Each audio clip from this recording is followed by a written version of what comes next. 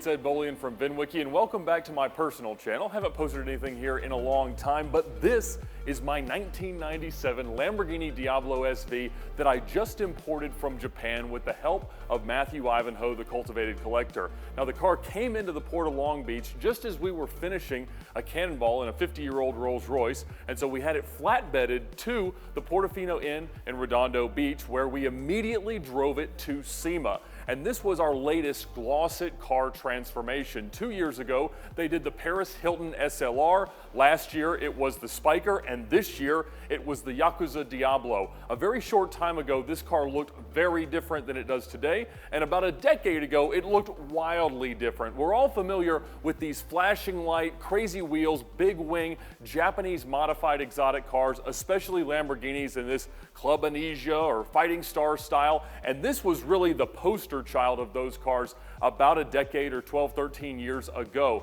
Now, the car was originally Rosso Imola, but it was wrapped with rhinestones and neon everything, lights everywhere, stuck to the paint, the biggest wheels they could fit, the biggest wing they could fit, and a lot of that was reversed just before we brought the car across the ocean. So they kind of tried to make it look more presentable, I suppose, to especially an American audience, because right now there are a lot of 80s and 90s cars like this that are coming out of Japan into the United States now that they're more than 25 years old. And so our process has been to really just take it back into something that's a little bit more presentable. I'm not looking for perfection, and on the interior, the rhinestones, the crazy lights, all of that is still there. But what we did with Glossit was get a whole team assembled, and I'll give you a list of all the amazing people that participated in that, so that we could turn the car verde scandale.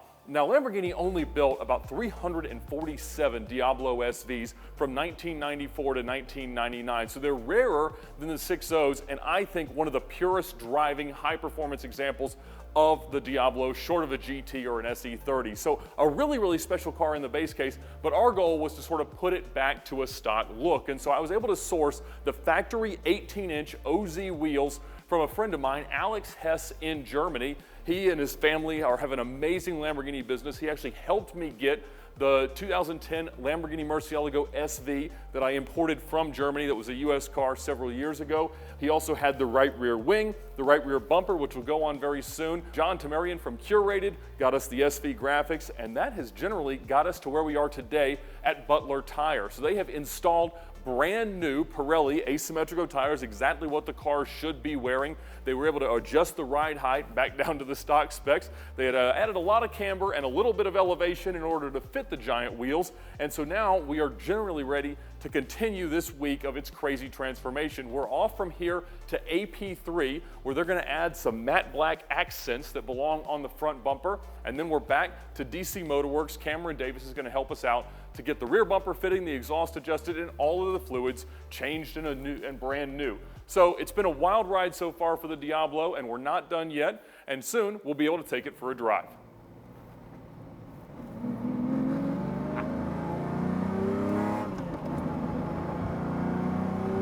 Oh my goodness. The car is finished, and I am driving my 1997 Lamborghini Diablo SV, and I could not be any more thrilled with how this car came out. I love the look. I love everything that remains in the interior to remind us and celebrate its Japanese heritage. We've got a few remaining neon lights. We've got some rhinestones on the vents, on the shifter.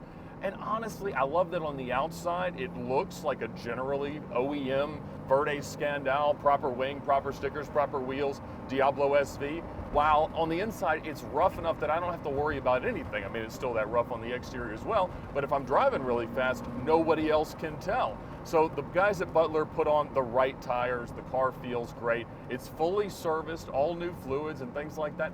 And to be honest, mechanically, it did not need all that much. This was a cosmetic transformation of the car that we were orchestrating, and the guys at Glossit did a brilliant job. I think it looks exactly the way that I want it to. And look, somebody can always put it back to full Japanese Yakuza or whatever Club Anesia spec. But all I care about is it doing this. Oh my goodness. The car's got 530 horsepower out of its 5.7 liter V12, 3.8 seconds 0 to 60, 199 or maybe 200 mile an hour top speed. I mean, it does everything you want a performance car to do while having the analog charm of cars that are just a little bit older. So it's more than 25 years old. That's why I was able to so easily bring it into the US from Japan. But I'll tell you, when you drive it, you don't worry about anything. And that's why I love how rough this car is. I love that I can leave the floor mats out and not feel like it's disrupting the look. So it gives me a little bit more foot room. But look at me, I fit in this car. I have sat in and driven every version of a Diablo, and never have I been able to just sit here and be generally straight up and only have my head touch a little bit. My neck will be fine at the end of this drive, and I don't know why it works, to be quite honest. It just, when we had the car up on the lift, we saw some indentions that I don't believe were factory to lower the seats a little bit. I'm not even sure what version of the Diablo these are supposed to be out of. I think they're Roadster seats, but at some point they had like cherry blossom inserts based on the pictures that we have seen. So the car is exactly the way I want a driver Diablo to be, and I am loving driving it. I am grabbing the keys every day and taking it wherever I can, because again, the best part about a cool car is not having any concern, guilt, or worry when you drive it somewhere. And that is exactly where I'm at with this car, and that is what makes me love it oh so very much. Now, I'll be honest, I bought this car immediately after selling the red Mercy SV. And I wasn't really looking to replace it with anything of the same financial magnitude. And so this was obviously a good bit cheaper. It was a nice thing. It was different than my other Mercies. But then a few short weeks later, I accidentally bought the blue LP640, which was in the same financial ballpark. And so having allocated a considerable portion of its funds, I had to sell the Scud that I'd taken as a partial trade and get a nice little loan from Premier Financial Services. And so having 4 Lamborghinis is not the long-term goal, but we're gonna have to figure something out. Now, I had kind of resigned myself to having to sell this one, because trying to resell the blue Mercy after buying it so immediately is maybe tough, I don't know. But I also really believe in the continued appreciation of the LP640s. And these, they've gone up a lot. They're gonna continue to go up. There's plenty of attraction to them. But after driving the thing, man, I don't think I can let it go. So I am selling the Lusso, the 6-wheeled Range Rover, and the US Express Rolls Royce, no reserve, on Sotheby's Motorsport. In just a few days, and we're gonna see what happens there. And again, one of the Lambos probably has to go in the next few months. But this one is making a strong case for it not to be it. The car is, it's so cool, man. I mean, I still love Mercies because they're better cars, but especially as like, if this was your only supercar, it might leave you wanting for some circumstances where there's a little bit more polish, a little bit more comfort, a little bit more refinement. But just getting to drive it like this is perfect. I mean, the air conditioning doesn't really work. The turn signals don't really work. The backup lights, maybe. But who cares, man? Nobody's gonna say they didn't see it coming.